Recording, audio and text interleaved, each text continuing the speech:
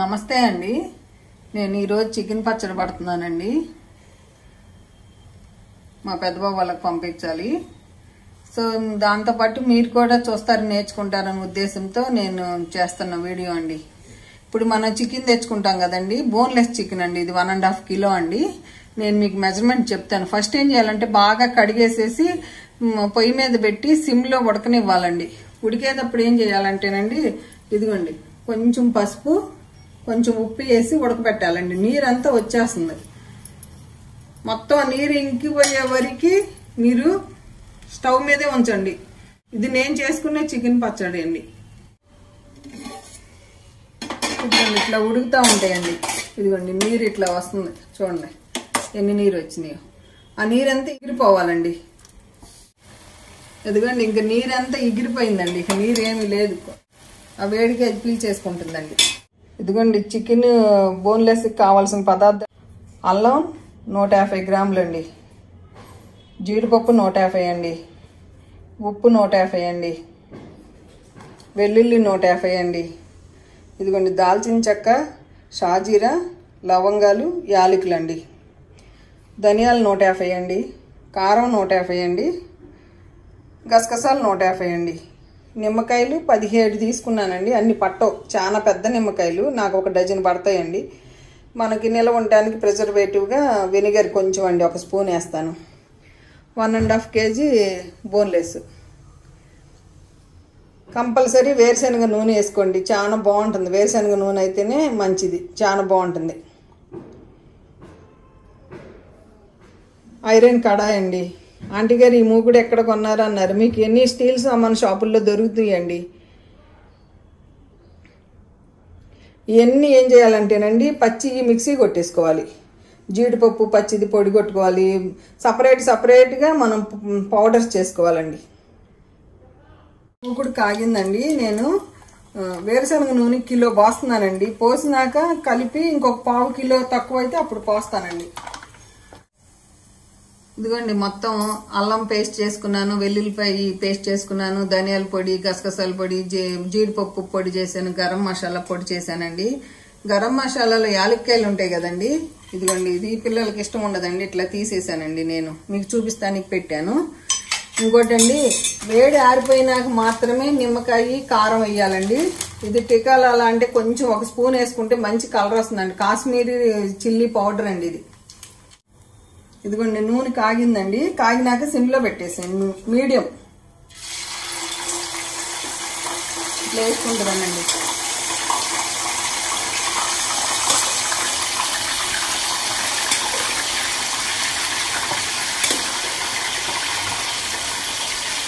రెండు సార్లు వేస్తానండి.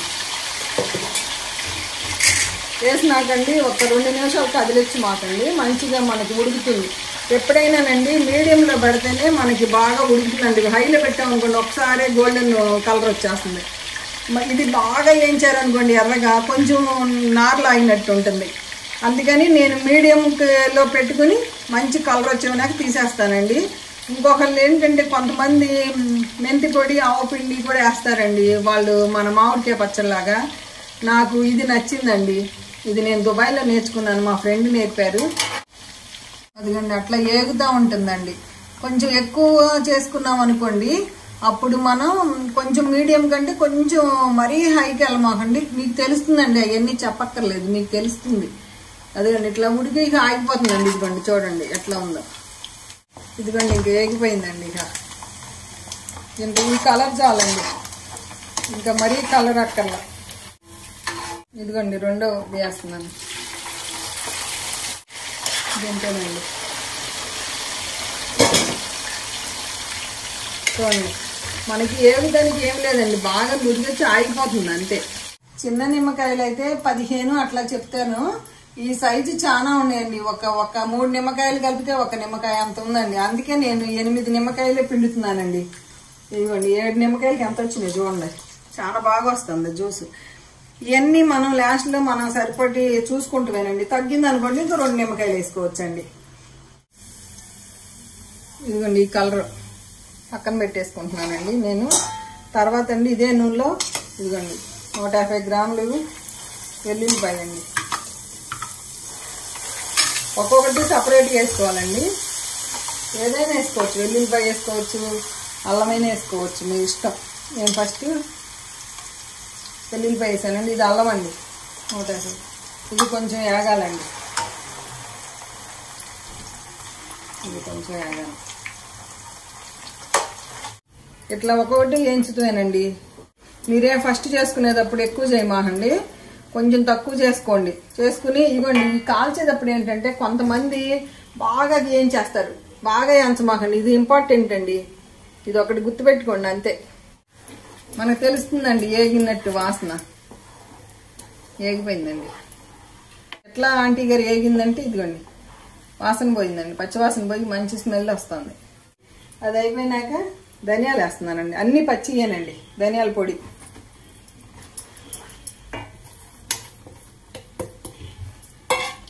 ఇది వేయించాలండి. ఇది కూడా వేగిపోయిందండి. వేగిపోయినాక గసగసాలండి. మనకి నూనె అండి ఇంకో 1/2 కిలో పొయ్యాలి, చూస్తానండి నేను. ఉడికిపోయింది ఇది కూడా. ధనియాలు కూడా పచ్చి వాసన పోయింది. జీడిపప్పు వేయాలండి. జీడిపప్పు వేస్తున్నా. జీడిపప్పు పొడి అండి. ఏమండి చికెన్ పచ్చడి చాలా కాస్ట్ ఉంటుందండి బయట. వేగిపోయిందండి అంతా. వేగిపోయింది కదండి, చిందుతుందండి. వేగిపోయింది. ఇంకొంచెం మనకు వాసన బాగా వస్తుందండి. వేడి మీద మట్టికి కారము వేయమాకండి, ఉప్పు వేసేయచ్చండి. వేస్తా, ఉప్పు ముక్కలు వేసినాక ఉప్పు వేస్తానండి. ఇంకొంచెం సేపు వేయించుదామని అన్నీ కలిపి ఇంకొంచెం సేపు వేయించితే బాగుంటుందండి. ఇదిగోండి వేగిపోయిందండి. వేయించేటప్పుడు పెద్ద ఎక్కువసేపు అక్కర్లేదండి. ఈ చికెన్ ముక్కలు వేసేస్తున్నానండి. ఇదండి నేను ఈ మూగుట్టు దీంట్లోనే కలుపుతానండి.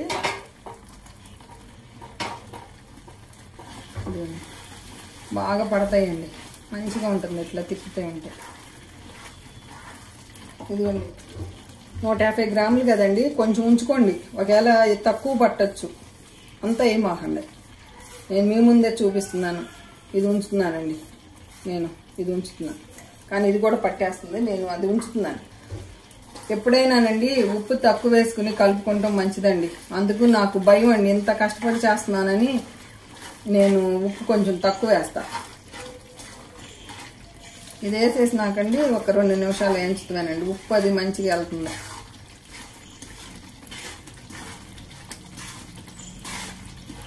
ఈ మూకుడి అంతా ఆరిపోయినాక మాత్రమే కారం వేయాలండి. లాస్ట్కి మసాలా పొడి, దాల్చిన చెక్క, షాజీరా, లవంగ, యాలక్కాయలు వేసేసి ఇక ఆపేస్తామేనండి. ఒక తిప్పేసి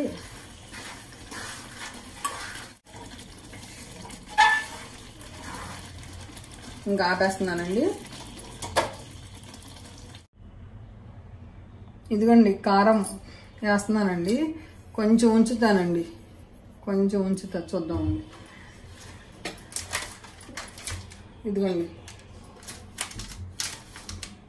టీ కలర్ కాశ్మీరీ కారం అండి. ఇది వేడి తగ్గిపోయిందండి, కలుపుతున్నాను.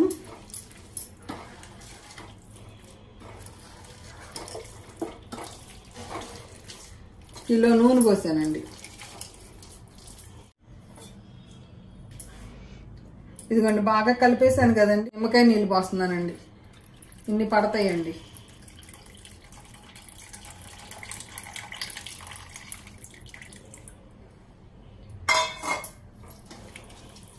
ఒకసారి బాగా కలిపేసండి, మనం ఉప్పు కారం చూసుకుంటామండి. కలిపేసాను కదండి, ఒక్కసారి రుచి చూస్తున్నానండి.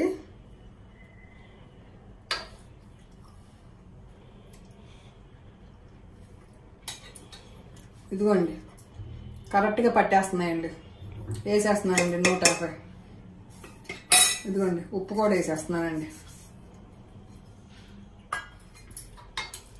ఇంకా 1/2 కిలో నూనె పొయ్యాలండి.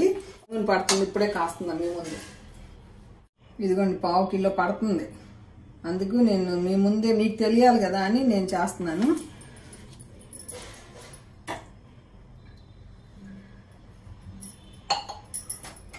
కాసి ఆరినాక కలుపుతానండి.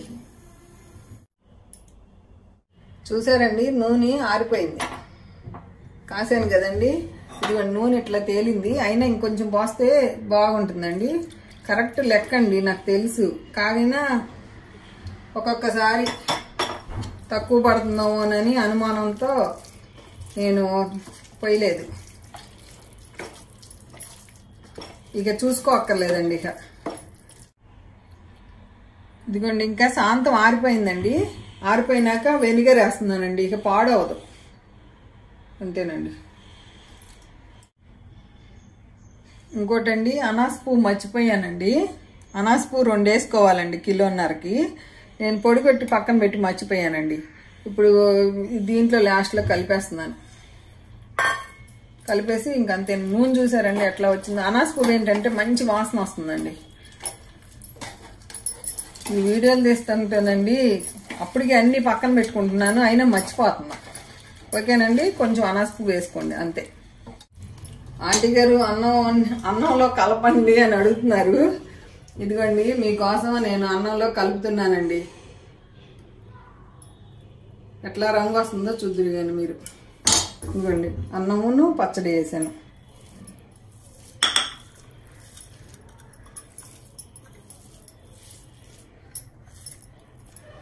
నూనెండి మంచిగా ఉంటుందండి. ఇట్లా మీ అందరూ నేర్చుకుని చేసి నాకు కామెంట్ రాయండి. తప్పకుండా మీ అందరికీ సమాధానాలు చెప్తానండి. మీ అందరి డౌట్లో పడక్కర్లేదని మీ ముందు చేసి ఇదిగోండి కలిపాను. ఆంటీ గారు తినండి అంటున్నారు. ఇదిగోండి తింటున్నానండి మీకోసం.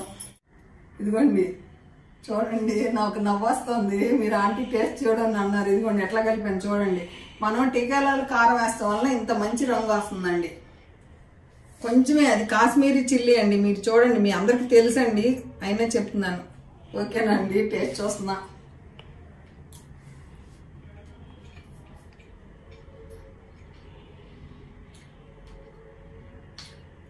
నాకు తెలుసండి 100% నేను చెప్పిన మెజర్మెంట్స్తో చేసుకుంటే ఉప్పు, కారం, పులుపు అన్నీ సరిపోయినాయండి. నూనె కూడా చూడండి, ఇదిగోండి ఒకసారి చూడండి, పొయ్యంగానే ఎంత బాగా తేలుతుందో.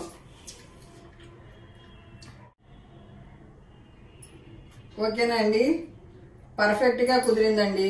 మీరు కూడా చేసుకుని నాకు టేస్ట్ ఎలా ఉందో చెప్పండి. మీకు ఏమన్నా డౌట్స్ ఉంటే నాకు కామెంట్లో రాయండి, నేను రిప్లై ఇస్తానండి. ఉంటానండి, బై అండి.